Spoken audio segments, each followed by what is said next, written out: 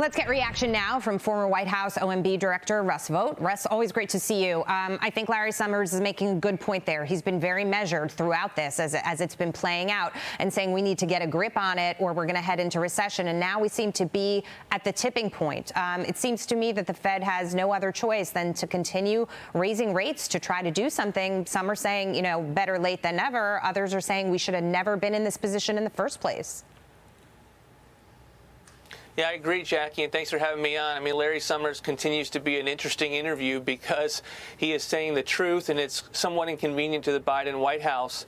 But the reality is we're either in a recession, which I believe, or we're about to be headlong into one, particularly as the rates work itself through the economy, particularly as you have a lot of firms that are now adjusting to the fact that they are not getting incentives from the Fed to go chase yields and have zombie firms loaded up with debt, and those firms shed workers.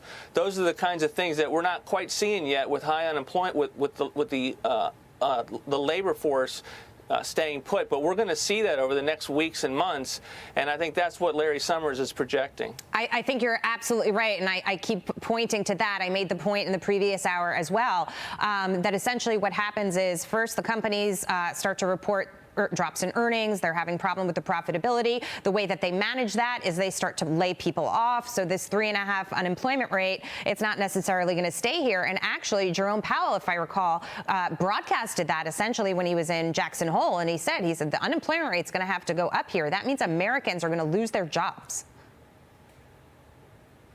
Yeah, and that's the sad reality, is these recessions are very painful, and some of that pain has not materialized to this point unless you're going and trying to find a home or your savings are depleted. And I think we've seen the ongoing effect of all the pandemic aid keeping balances and the households up.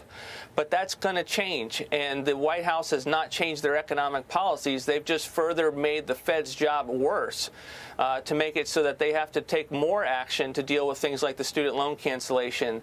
And so that's the reality. We all know it's coming. We all have lived over decades of seeing what happens in a recession, of the impact on American families and jobs. Right. And that's what's scary heading into the next year. Russ, let me ask you a question. I mean, I don't think that Jerome Powell is inept and unable to do his job. Having said that, the Fed and the White House are supposed to be independent. Is it possible when Jerome Powell said that he thought things were transitory, that the inflation was transitory, that he didn't think the White House was going to push the gas so hard on spending? Well, I've been very critical of Jerome Powell in the last several years, up until the moment where he really began to tackle inflation.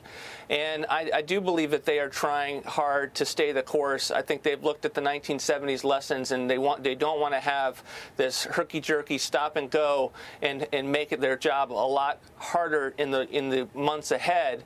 But I think the Fed was late to the game for some fundamental reasons, and that is they had the policymakers' consensus that inflation was never to be seen again, based on the reality of the money supply.